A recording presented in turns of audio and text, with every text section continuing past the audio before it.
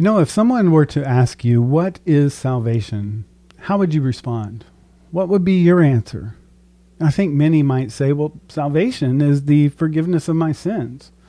Or perhaps salvation is about going to heaven when we die.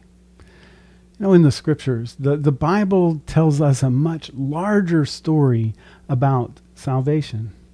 Salvation is about God rescuing his people, his creation from sin, death, and decay. It's leading us into a whole new way of life.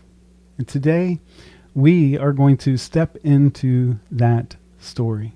The theme of salvation, or the word salvation, is somewhat like a thread that runs throughout the entire narrative of our scriptures. From the cries of Israel in the Red Sea, to the prophets speaking about God's deliverance, to Jesus and the promise of new creation. Salvation is God's work to redeem and to restore what has been broken. And along the way, you and I are invited into this story to respond in faith and in trust.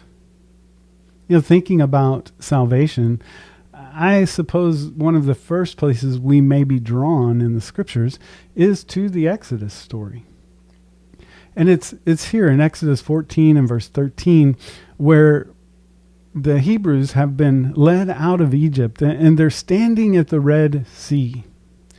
And behind them are the armies of Pharaoh marching on them. So Israel is positioned in this place between death and death, the Red Sea and the armies of Pharaoh. And in Exodus 14 and verse 13, Moses says, "Do not be afraid. Stand firm, and you will see the deliverance the Lord will bring to you today. The Egyptians you see today, you will never see again." Now, the word translated here, our English word deliverance, the Hebrew word means rescue. It means salvation.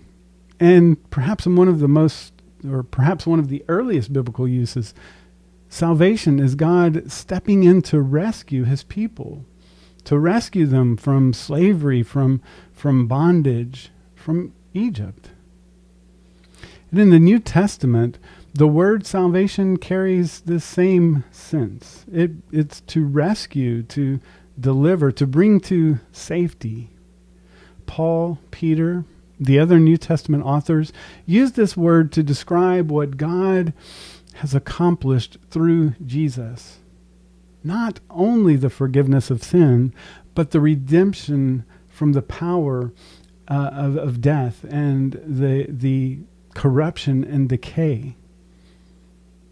If we trace this word salvation, this story of salvation across the Bible, we see a pattern that emerges. God acts. He rescues Israel from Egypt. He brings them back from exile. And in Jesus, he defeats sin and death on the cross. Jesus reverses the curse. And we see a response. His people. They're called to trust. They're called to obey, and they're called to walk in faith. But salvation is even a bigger story than just our personal deliverance. The prophet spoke of a day when God would not only rescue his people, but he would also renew creation itself. Isaiah envisioned a new heaven and a new earth.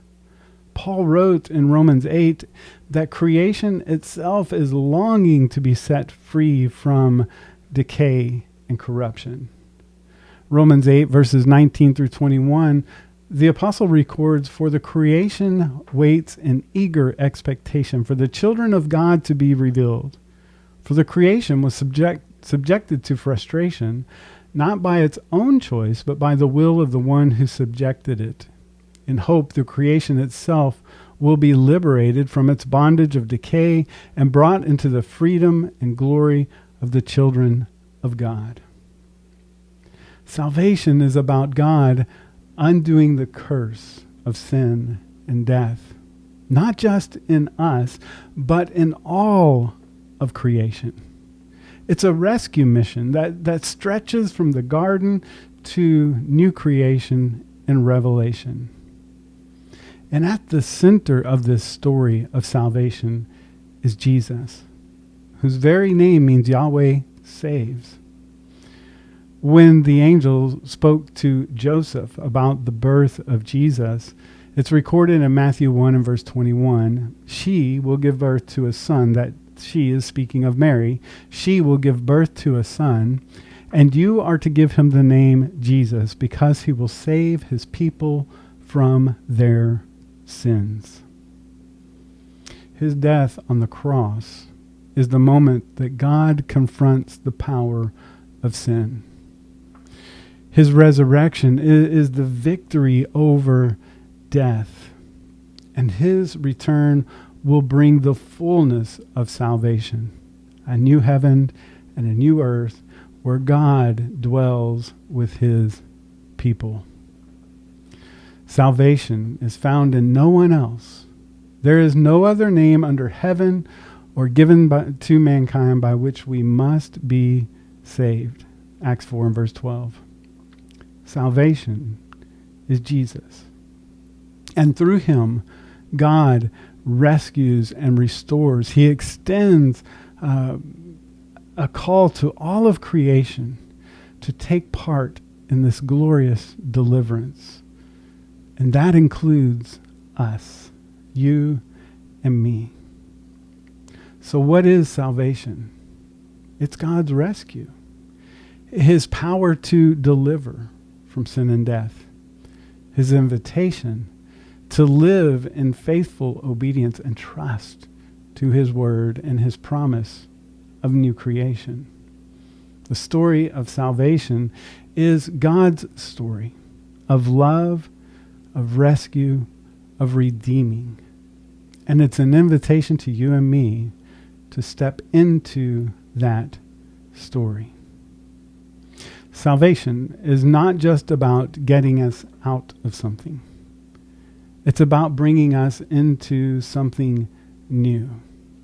Life with him.